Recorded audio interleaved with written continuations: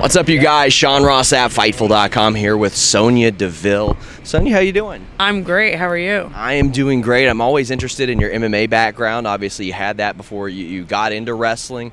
I mean, we've seen people in the past. We've seen the likes of Brock Lesnar kind of jump back and forth.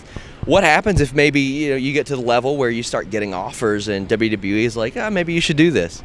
I mean, I'm 25 years old. I'm relatively young. I think I'm the third youngest female on Raw or SmackDown right now. So I don't say no to anything. Anything is an opportunity and a possibility, and I know I'm more than capable of competing in both. So I'm open to it.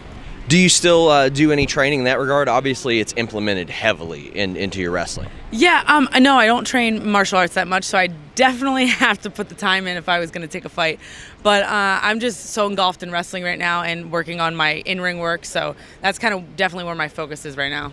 How did that thought process go when you're deciding? Because I know that you had taken several fights and then you moved over to pro wrestling. You had the Tough Enough run, but yeah. I mean, that's kind of the point where you had to decide, I got to do one or the other. Yeah, I think the big deciding factor for me was that growing up, I loved acting and I loved entertaining. And I made an independent film when I was 18, 19 years old. So I knew I had a love and a passion for that. And I'm obviously an athlete and I love to fight and be physical.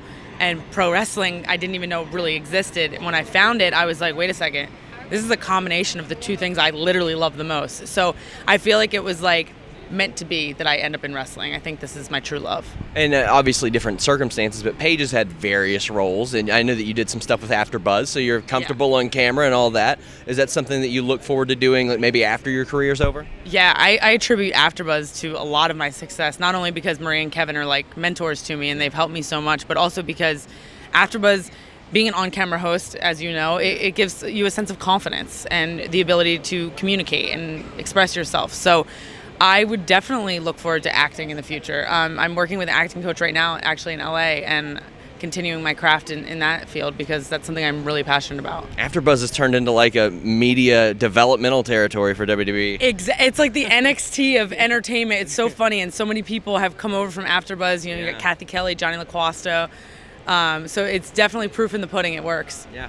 Tag team wrestling to singles wrestling, how do you transition? What kind of differences do you face in the ring when you're doing that? Because, I mean, you started out as a singles in NXT. You've developed this tag team with Mandy Rose. Yeah, I'm pretty adaptable. I grew up playing team sports, lacrosse, basketball, and soccer, and then I got into MMA, which is a one-woman sport. And so I'm kind of adaptable. I could do it all, and Mandy and me have natural chemistry, so it kind of just worked. How do you throw those knees without absolutely killing someone? I mean, it's just called talent, you know what I'm saying? I think it was at an NXT show, and I saw you throw a few to somebody's ribs, and I was like, oh, okay. I will say this, I've never had any complaints, so so far so good. Yeah, Sonya, I want to thank you so much. Thanks so much, I appreciate it. We're out.